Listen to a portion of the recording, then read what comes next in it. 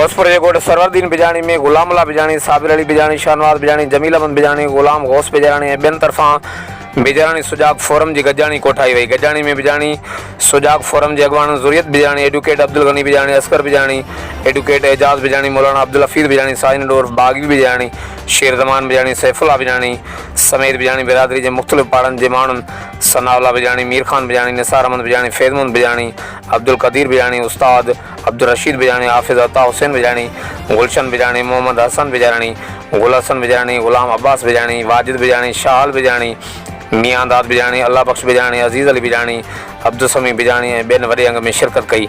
गॾजाणी में शरीक मुख़्तलिफ़ पाड़नि सां तालुक़ रखंदड़ बजाणी बिरादरी जे माण्हुनि बजाणी क़बीले सां दरपेश मसइलनि समेत बजाणी तेवाणी खूनी तकरार जे हल लाइ अॻुवाणनि ते ज़ोर रखियो। ॿिए तरफ़ बजाणी सॼाॻ फोरम खे वधीक फ़ाल करण सां गॾु बजाणी बिरादरी जी फलाह बहबूद लाइ राया पेश कया।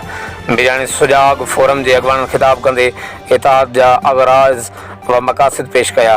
गॾजाणी जे आख़िर में ऐलामियो जारी कयो वियो। ऐलामिये में इहो तइ कयो वियो त ईंदड़ आचर जे कंदकोड़ में एपीसी घुराए बजाणी तेवाणी खूनी तकरार खे निबेरे ज़रिए हल करण लाइ अॻिते जो लाइ अमल पेश कयो वेंदो। हर वक़्तु आगाहण लाइ ॾिसंदा रहो JTN वेब न्यूज़।